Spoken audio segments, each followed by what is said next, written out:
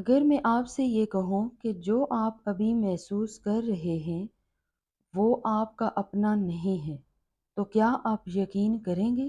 نہیں، کیونکہ شاید آپ کو لگتا ہے کہ فیلنگز ہمیشہ آپ کے کنٹرول میں رہتی ہیں، لیکن سچ تو یہ ہے کہ آپ کا دماغ بہت پہلے سے ہی ایک انویزیبل پیٹرن فالو کر رہا ہوتا ہے، اور اسی پیٹرن کے اندر آپ کسی انسان کو اسپیشل بنا دیتے ہیں۔ سوچیں، آپ کو کسی ایک ہی انسان کے بارے میں بار بار کیوں خیال آتے ہیں؟ وہی نام کیوں بار بار دماغ میں آتا ہے؟ اور وہی چہرہ آپ کی یادوں میں کیوں گھومتا رہتا ہے؟ کیا یہ سچ میں پیار ہے یا صرف ایک تکرار ہے؟ کیونکہ جو چیز بار بار آپ کے دماغ میں آتی ہے، آپ کا دماغ اسے آٹومیٹیکلی اہم سمجھنے لگتا ہے، اور دھیرے دھیرے وہی اہمیت فیلنگز میں بدل جاتی ہے جسے آپ پیار کہہ دیتے ہیں۔ لیکن یہاں ایک سچ چھپا ہوا ہے، آپ کا دماغ صرف اسے نہیں چنتا بلکہ اسے چننے کے لیے ٹرین کیا جاتا ہے، اور یہ ٹریننگ اتنی دھیرے سے ہوتی ہے کہ آپ کو پتہ ہی نہیں چلتا کہ کب آپ کسی کے جذباتی انفلوئنس میں آ گئے۔ یہی وہ اندیکھا پروسیس ہے جو آپ کی فیلنگز کو شیپ دیتا ہے اور آپ کو یقین دلاتا ہے کہ یہ سب نیچرل ہوا۔ لیکن اگر یہ نیچرل نہیں ہے تو پھر یہ کیا ہے؟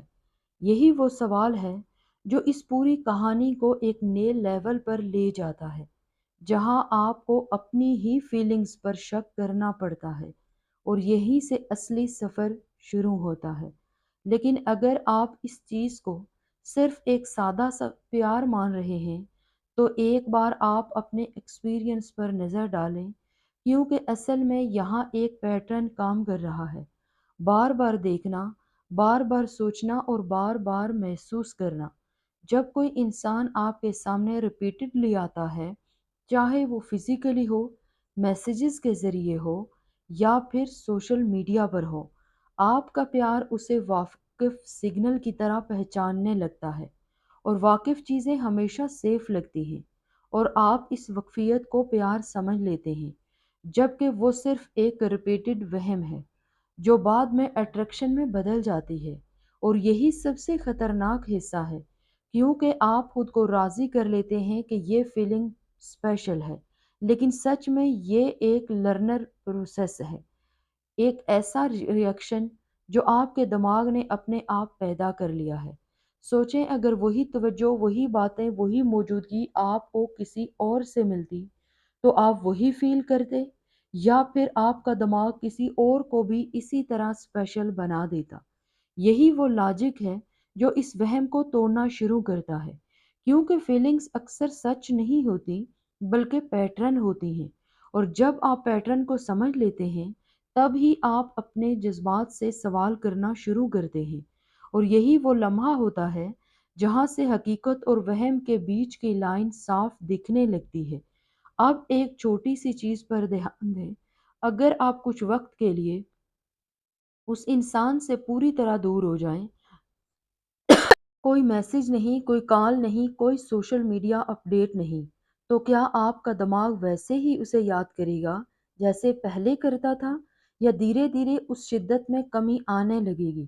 یہی ایک سمپل ٹیسٹ ہے جو آپ کو بتا سکتا ہے کہ آپ کا کنیکشن کتنا ریئل ہے اور کتنا صرف ایک عادت ہے، کیونکہ جو چیز سچ میں گہری ہوتی ہے وہ فاصلے سے ختم نہیں ہوتی بلکہ اور کلیئر ہو جاتی ہے، لیکن جو چیز ریپوٹیشن میں بنی ہوتی ہے وہ دوری کے ساتھ کم ہونے لگتی ہے۔ اور یہی وہ لمحہ ہے جہاں آپ کو احساس ہونے لگتا ہے کہ شاید آپ کا مائنڈ اس انسان سے نہیں بلکہ اس فیلنگ سے جڑا ہے جو وہ آپ کو دیتا ہے: توجہ، قدر، کمفرٹ۔ اور جب کوئی آپ کو اچھا فیل کرواتا ہے تو آپ کا لاشعور اسے بار بار یاد کرتا ہے، کیونکہ اسے وہ فیلنگ دوبارہ چاہیے ہوتی ہے۔ لیکن دھیان سے دیکھیں، کیا آپ اس انسان کو اس کی اصلی شناخت کے لیے چاہتے ہیں، یا اس ایموشن کے لیے جو وہ آپ کے اندر جگاتا ہے؟ یہی واضح فرق ہوتا ہے پیار اور اٹیچمنٹ کے بیچ، اور یہی وہ جگہ ہے جہاں آپ کا دماغ خاموشی سے آپ کو ایک سمت میں گائیڈ کرتا ہے، बिना आपको ये एहसास कराए कि आप हकीकत में इंतखाब कर रहे हैं या सिर्फ रिएक्ट कर रहे हैं। लेकिन यहाँ कहानी और भी दिलचस्प हो जाती है, क्योंकि अब सिर्फ आपका माइंड ही नहीं, बल्कि आपके आसपास की दुनिया भी खामोशी से इन्फ्लुएंस कर सकती है कि आप किसकी तरफ अट्रैक्ट हैं। कई बार कोई इंसान शऊरी तौर पर या लाशऊरी तौर पर ऐसे सिग्नल्स देता है, तवज्जो देना, फिर थोड़ा दूर हो जाना, फिर वापस आना, और यही चीज़ आपके दिमाग को कंफ्यूज करती है, और इसी कंफ्यूजन में अट्रैक्शन और भी मजबूत हो जाता है। आपको लगता है कि ये एक मिस्ट्री है, लेकिन असल में ये एक नफ्सियाती पैटर्न है जो गैर मुतवक्के तौर पर आपके जज्बात को हुक कर लेते हैं। और जब कोई कभी पास आता है, कभी दूर जाता है, तो आपका माइंड उसे और ज़्यादा वैल्यू देने लगता है। क्या इंसान नेचुरल इस चीज़ की तरफ खिंचता है जो पूरी तरह वाज़ेह नहीं होती, लेकिन यहाँ एक और गहरी सतह छुपी है। जब आप जज्बाती तौर पर किसी के पीछे भागते हैं, तो आप अपनी एनर्जी को भी उसी सिमत में इन्वेस्ट करने लगते हैं, और धीरे धीरे वही इंसान आपकी सोच का मरकज बन जाता है। अब आप सोचें, क्या ये सच में कनेक्शन है या game of push and pull है जिसने आपके जज्बात को कैप्चर कर लिया है? यही वो पॉइंट है जहां आपको अपने जज्बात को ऑब्जर्व करना चाहिए, क्योंकि जो चीज़ आपको कंफ्यूज करती है वही चीज़ आपको कंट्रोल भी कर सकती है। शायद आप पहले ही इस लूप में इंटर कर चुके हैं, जहां से निकलना इतना आसान नहीं जितना लग रहा है। अब एक और सच सामने आता है जो शायद आपको थोड़ा अनकंफर्टेबल कर दे, लेकिन यही वो पॉइंट है जहां असली क्लैरिटी शुरू होती है।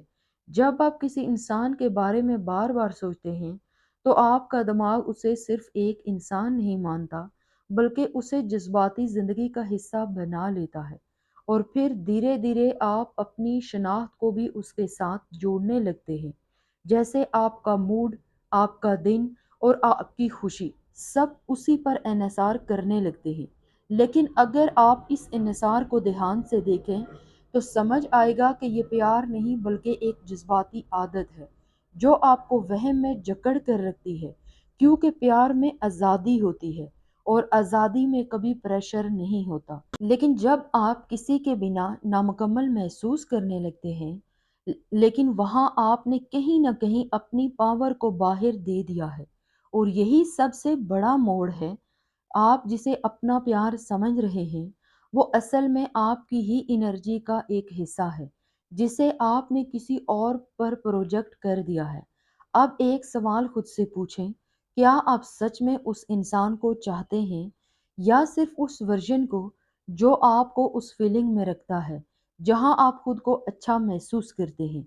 यही वो मोमेंट है जहां आपको समझ आता है कि असली गेम सामने वाले का नहीं, बल्कि आपके अंदर चल रहा है। और जब आप उस गेम को देखना शुरू कर देते हैं, तभी आप पहली बार कंट्रोल दोबारा हासिल कर लेते हैं। और ये एहसास ही आपको अगले लेवल की समझदारी के लिए तैयार करता है। और अब यहाँ एक ऐसा मोमेंट आता है जहाँ आप थोड़ा रुकते हैं और पहली बार अपने अंदर झांक कर देखते हैं। शायद अभी आपको महसूस हो रहा होगा कि आपकी फीलिंग्स जितनी असली लग रही थी, वो उतनी सादा नहीं है जितना आपने सोचा था।